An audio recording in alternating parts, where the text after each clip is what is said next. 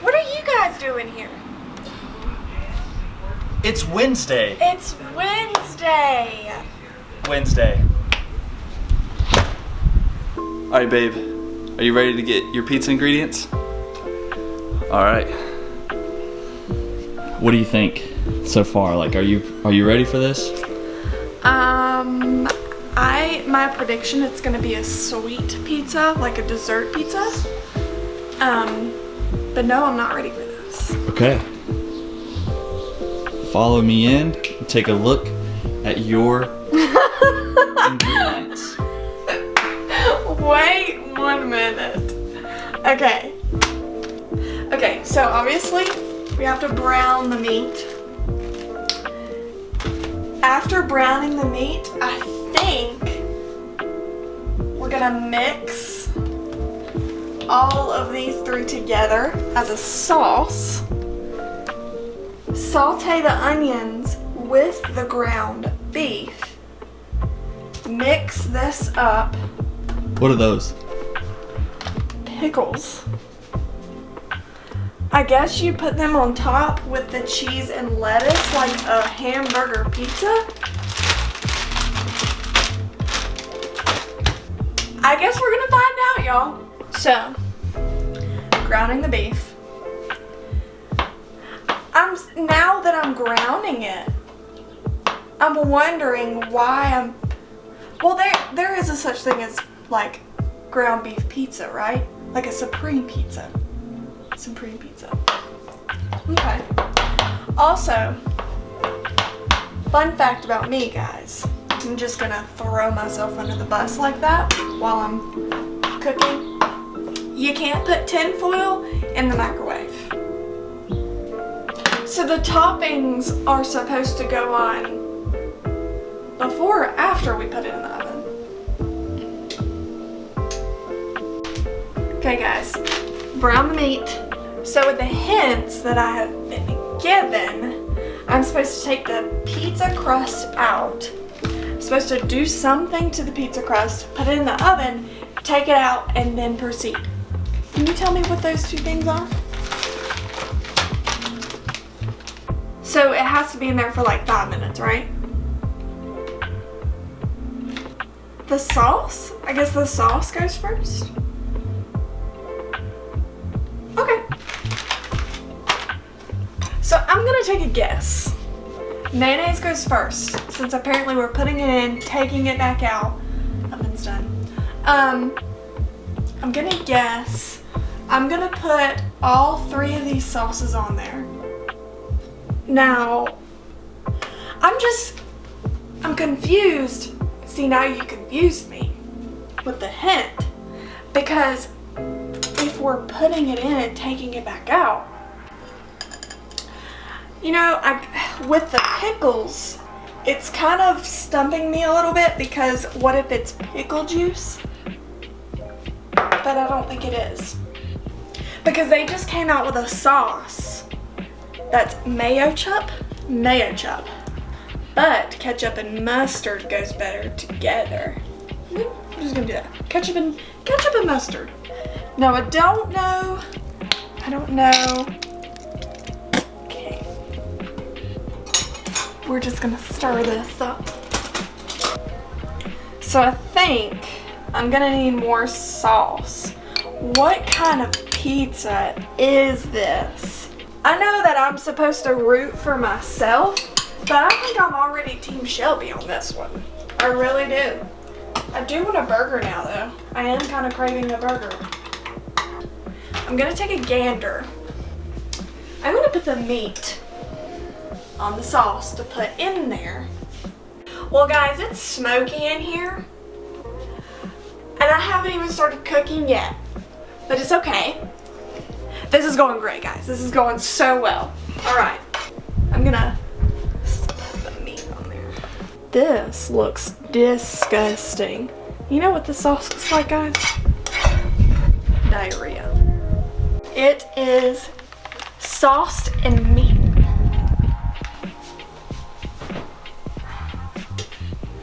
Mad skills, y'all. Mad skills.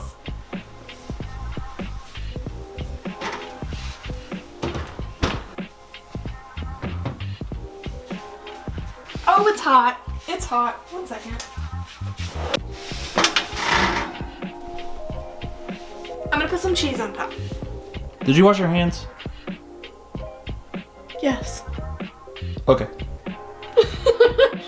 I would just gladly put this whole bucket of cheese on there. But we don't want nobody stopped up, so it's okay.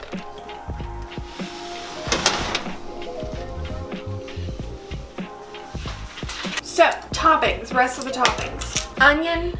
I just really feel like pickle juice is supposed to be mixed in with this. I'm gonna mix pickle juice with mayonnaise. That's what I'm gonna do.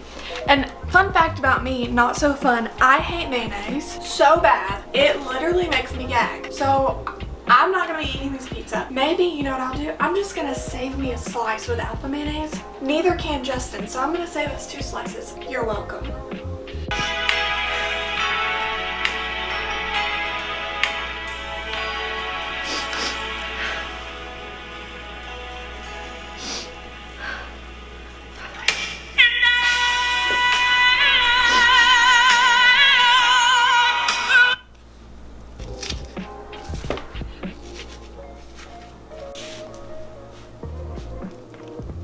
Salt Bay.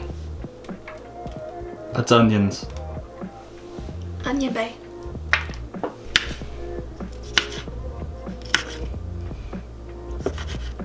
The best snack ever. It's pickle. Mayonnaise time.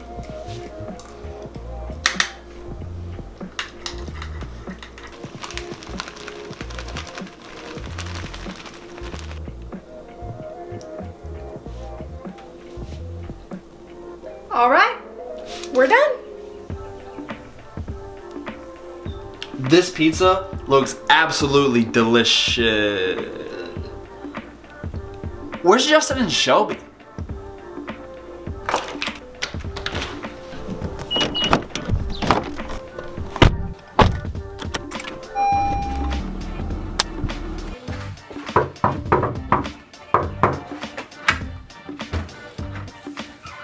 Hey guys, Hey, what are you doing here?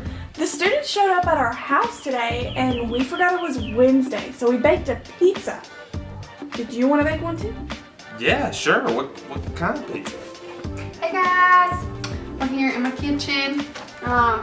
Today we're gonna make a pizza with all these ingredients that the boys picked up. So let's see what we can make. So do you guys want to know what this is? What our pizza crust is gonna be? Pancake mix. So we're gonna have a pancake for our base, and I think it's gonna be pretty good. But the hard part is gonna be trying to make a really big pancake the size of a pizza. So wish me luck. Alright, so next we're gonna make sausage links. So guys, she's looking good. She's looking real good. A little extra oil, but you know, my first giant pancake, so she's not ready. She's not ready. So guys, everybody loves pancakes, sausage, and syrup. Well, except for Justin. Justin doesn't like anything. He's very picky. But he's gonna like this because I'm gonna make the best pizza. So, frying up my sausage now. My pancake, she's still cooking, but I don't know what to do with my hands. Whoa. Woo! I'm scared. I'm scared. You gotta get like a nice little jiggle going on because it smells good. Oh, she feels a little burnt. She feels a little burnt, but she feels a little stuck.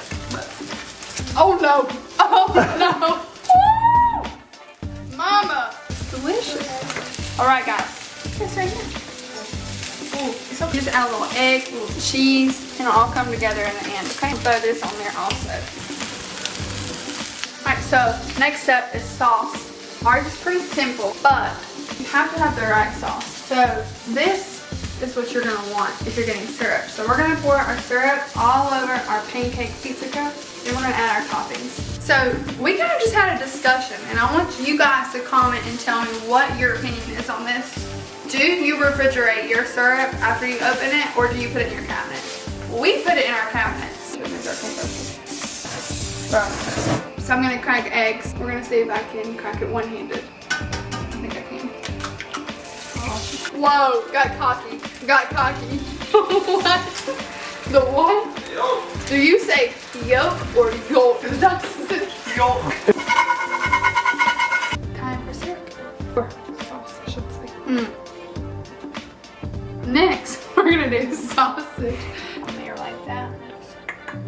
Just literally my arm's gonna break off if I try to hold this. Don't use cast iron. It's literally so heavy. You can't see this because of the pan, but I'm putting egg on pizza. Guys, this is kitchen magic. Make sure your hands are washed, but you just use your hands to do everything, okay? Did you wash your hands? I did wash my hands really well. Cheese, please! Doesn't want me to use cheddar, but I want to use mozzarella, so I'm making the pizza. Sorry, I'm still talking. I said mozzarella. You can never do too much cheese either, guys. So I don't like to use the bathroom much, so that was too much. Guys, don't judge if my oven is dirty. I use a wax. Oh, it's good. It's good. We're good. Ew, there's syrup. Holy pajolis. Guys! Well, this is a pizza pan, but it has holes. And syrup's a little different than pizza sauces. Pro tip, if your syrup is dripping from your pizza pan, put a cookie sheet underneath. Woo. Alright, so now we're gonna get the pizza out. Smells good, minus the burnt syrup, but alright, my pizza's finished. Here it is. I think it might be the better pizza, I'm just saying. So guys, we got our pizzas here, and I gotta say I was pretty pumped up about the breakfast pizza at first, but upon looking at it, I don't know how I feel about it. I'm really excited about this pickle pizza. Yes, It's gonna be delicious. this looks really good, and thank you for the mayonnaise. I appreciate that. Breakfast first, because breakfast is always before dinner, right? That's right. Can't do it that way, else it'll just be silly. No, we can't be biased. Because our wives Of course cook this. not. Each of our wives cook this pizza. We can't be biased. Of course not. Make sure we get the egg in there. And so what's all on this? Egg and pancake, syrup, And mozzarella? mozzarella? Huh? I don't know, it's not bad. That's not bad. Yeah, I'm not a sweet and savory kind of person, personally. I would just rather keep them separate. You know? Yeah, it's like too much blended together. Yeah. In my world, sweet and savory, they're friends, but they're more of acquaintances, right? So that they wouldn't be in the same room with each other, right? But they would definitely say hey to each other in the hallway or something like that. If I had to guess, like, not my favorite, but is it eatable? Edible? Sure, why not? Yeah, it's eatable. That's eatable. So this has ketchup and mustard mixed together as a sauce. That sounds good. Then just hamburger meat. Then it's topped with lettuce, pickles, onions, and then a pickle juice and mayonnaise drizzle. Well, I have the mayonnaise drizzle. You don't have the mayonnaise drizzle. Yeah. Because he would throw it out. Yeah, I wouldn't eat it. I just wouldn't eat it. Let's dink it. Oh. Dink it and sink it. That's like, yeah, bro. I love it, dude. It's really good. This is very good. Actually, seriously, I would. It's literally like a burger in your mouth, but in pizza shape. I would eat that. Like if you just took a burger and just cut it into a triangle instead of a circle, pizza. Is she okay? Is she gonna die? She got checked. Oh. I'm not sick. The pickles on there? It makes it really good. Solid pizza there. Was that 2 bites? Mm-hmm. It's good. Yeah, it is good. I'm not biased, but I think this is better. I'm with you. I love hamburgers anyways. And so I think I have to say the hamburger pizza is my favorite. The breakfast pizza put up a good fight. It did. I think it's just too much in one. All the textures just don't blend. You get, Cracker Barrel, right? And you get all the separate plates. There's a reason for that. Yeah. It's so you can keep all that separated. That's why you have 30 million plates and you're like, what am I supposed to do with all these plates? I'm gonna finish this. Then that's why. It is really good. Yeah, seriously, hamburger is good. I want to try the hamburger one so bad. So you guys tried the pizza yourselves, and they're not bad, huh? Surprisingly good. Looking at the ingredients, you'd be like, I don't know, but definitely the hamburger pizza. That one tastes good. Shelby really liked the hamburger pizza. It was the clear winner for the night. So that was a lot of fun, man. We really enjoyed the pizza. I don't know about you guys, but I'm ready to hear a message. So let's see what Corey's got planned for us. Hey guys, welcome to the final week of Happy Easter. Let me start tonight off with a poll. Down in the comments, you can answer and let me know, do you like Peeps? You know, those little marshmallow, sugar-coated little chick-looking things? I like them. I can only eat about 3 or 4 of them, and then the texture really starts to gross me out.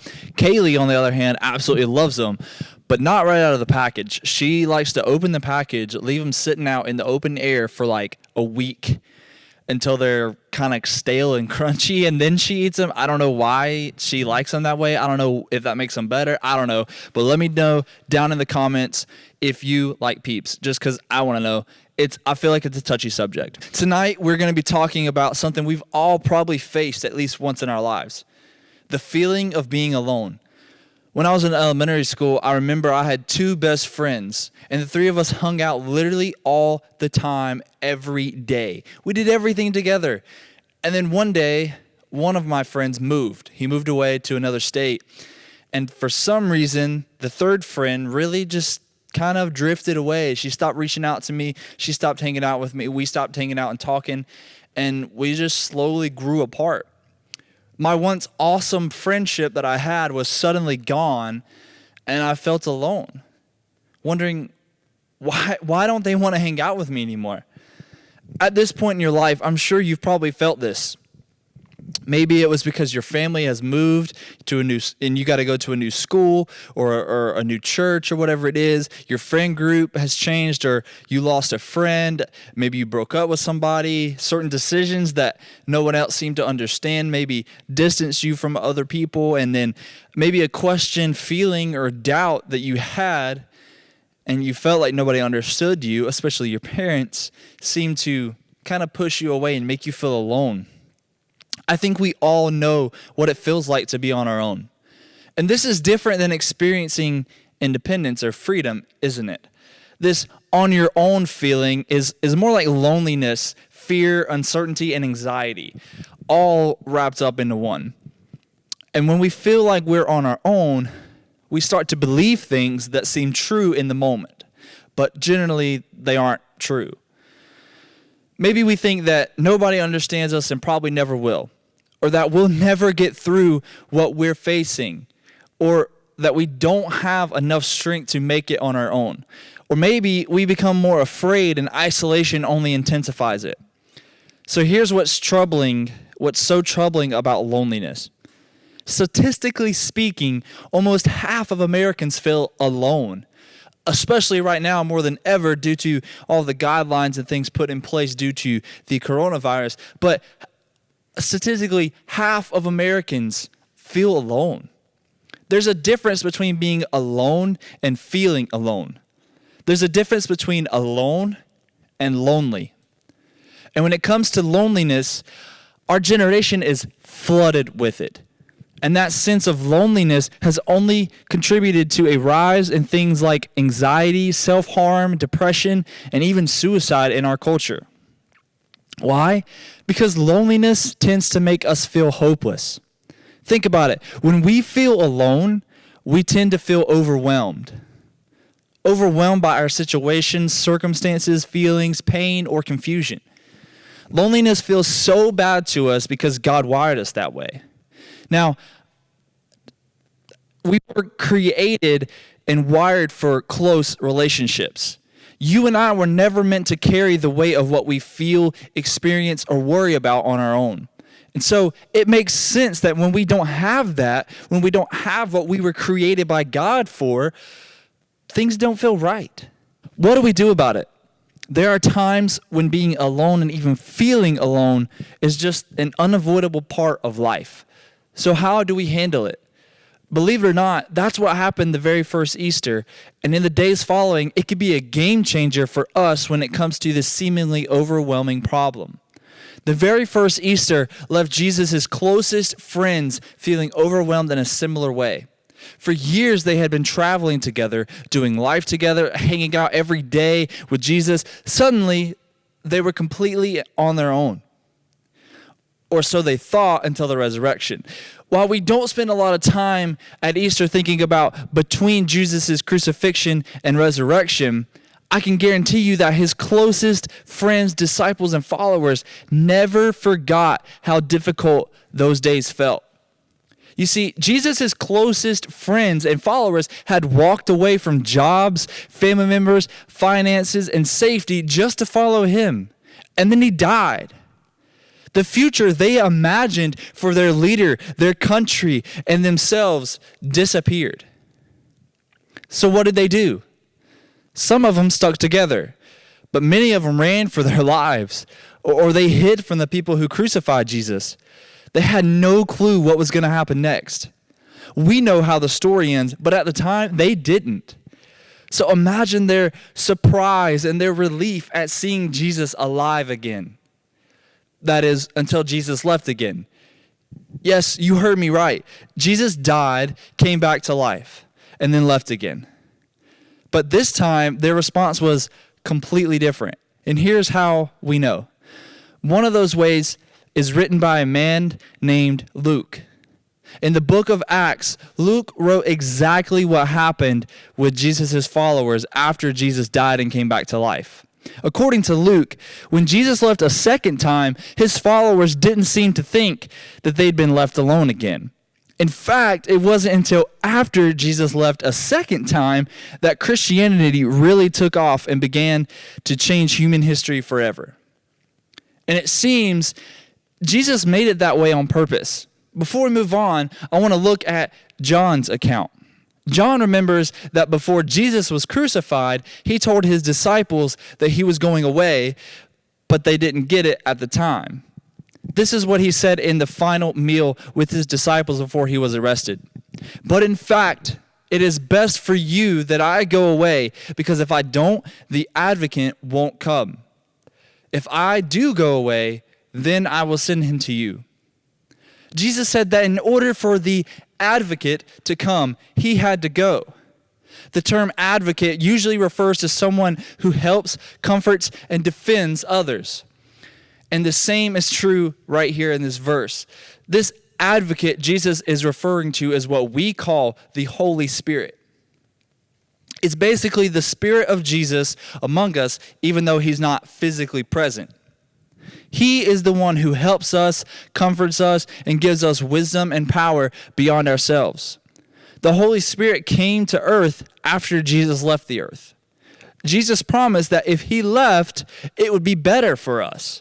Why? Because the Holy Spirit would be with us. And once the Holy Spirit arrived, the power and spirit of Jesus could be everywhere, not just in Jesus. And so right before Jesus ascends into heaven and leaves for the second time, he reminds his disciples of what he said in the last meal they had together. His physical body was leaving, but his spirit would remain behind.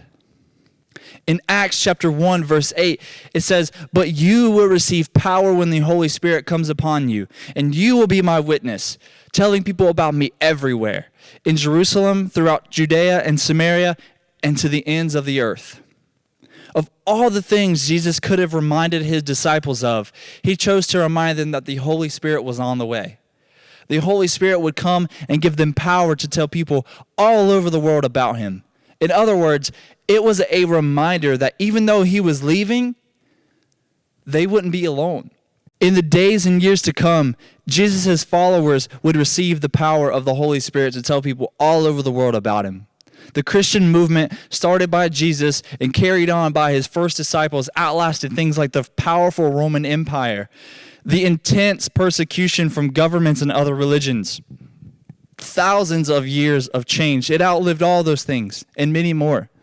The men and women who Jesus has left twice started the greatest movement in human history, even when their leader seemingly left.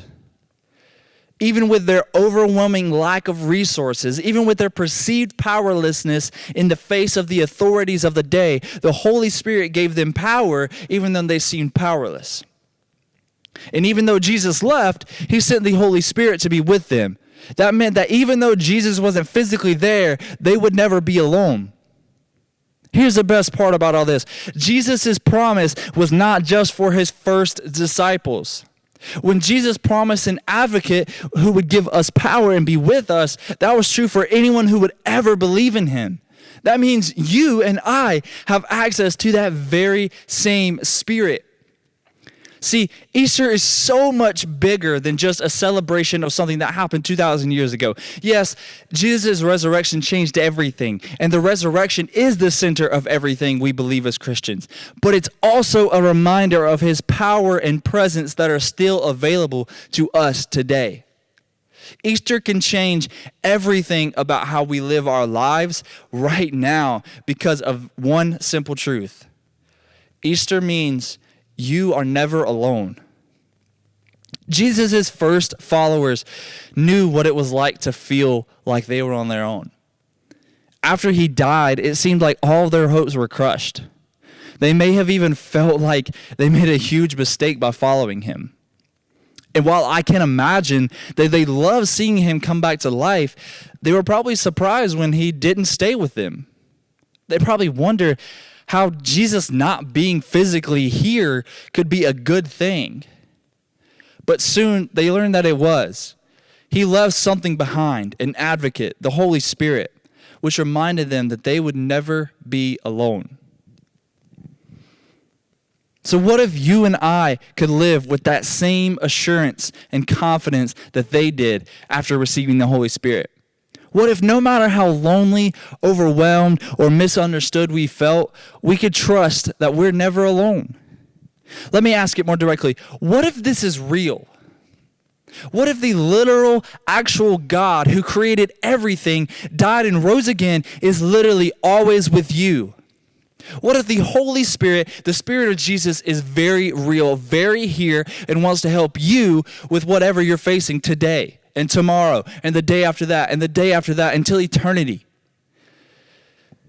See, simply trusting that the Holy Spirit is with us can change everything for us. In fact, even though we can't see him, it may not always feel like he's there, knowing he is with us in the moments we feel on our own means that we can be confident of a couple things.